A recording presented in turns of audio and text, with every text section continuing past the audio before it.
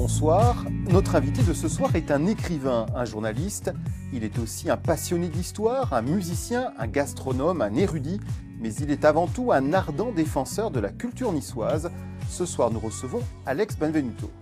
Alex Benvenuto, bonsoir. Bonsoir. Alors, je vous ai présenté peut-être un peu abusivement comme un défenseur de la culture niçoise qui sous-entend qu'elle est menacée. Est-ce que c'est le cas ?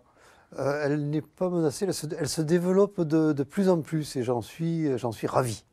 Malgré tout, elle a subi quelques assauts, cette culture niçoise. Vous en êtes l'exemple vivant, je crois. Oui, dans ma génération, on ne parlait pas niçois à table, ni à la maison. Il a fallu attendre la classe terminale pour que je puisse commencer à apprendre le niçois. Mais bon, je l'entendais quand même dans la rue. C'est quand même un sacré paradoxe, ça. C'est à l'école que vous appreniez en quelque sorte votre propre langue. Oui, j'ai réappris ma langue, je me suis réapproprié ma langue, mais bon, mes oncles me l'a parlé quand on allait manger un peu de soca sur le Cours-Soleil, quand même.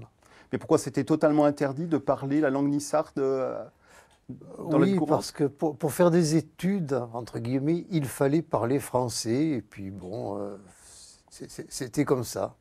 Alors faisons un petit état des lieux, on l'a compris, le rouleau compresseur jacobin est passé par là. Qu'est-ce qui reste de la langue nissarde aujourd'hui ? Alors elle se développe de plus en plus. On a beaucoup d'élèves maintenant qui apprennent le niçois, mais depuis les petites classes. On a des classes bilingues à Nice, à Usurgentir, donc la revue niçoise. On a des livres pour apprendre à parler le niçois. Les gens achètent des grammaires, achètent des livres pour Perimparat et l'Unissart et pour apprendre le niçois. Alors la culture niçoise, ce n'est pas seulement la langue. Alors la culture niçoise, c'est la langue et c'est tout ce qui fait Nice, notre identité en fait. Qu'est-ce que c'est ? Bon, c'est notre climat, c'est notre géographie, c'est notre histoire aussi quand même, mais c'est aussi notre langue et c'est aussi notre cuisine, la cuisine nissarde.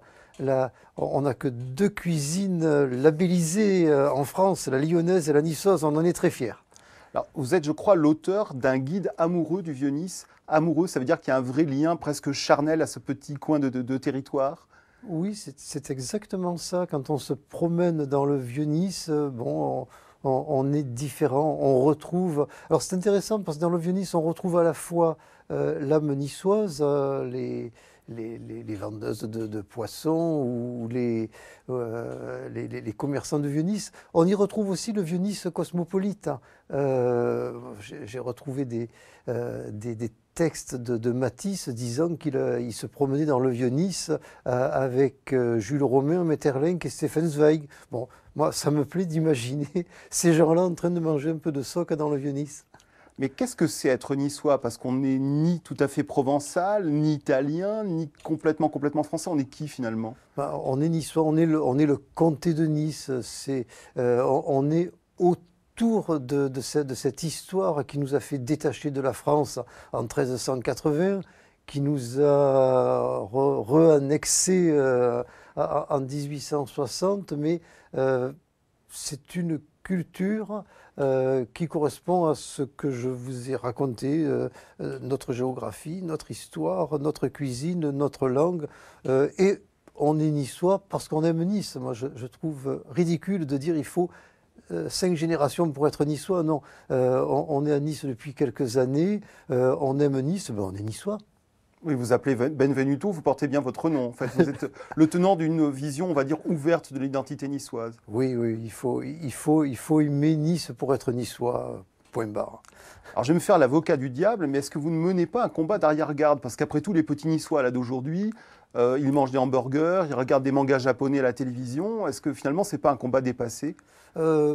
Non, alors pour 2 raisons. D'abord parce qu'ils ne font pas que ça, ils mangent aussi des chips de soc, hein, donc c'est devenu mode. Et puis comment vous expliquer, ils ont des racines, mais ça n'est pas le plus important, ces racines-là.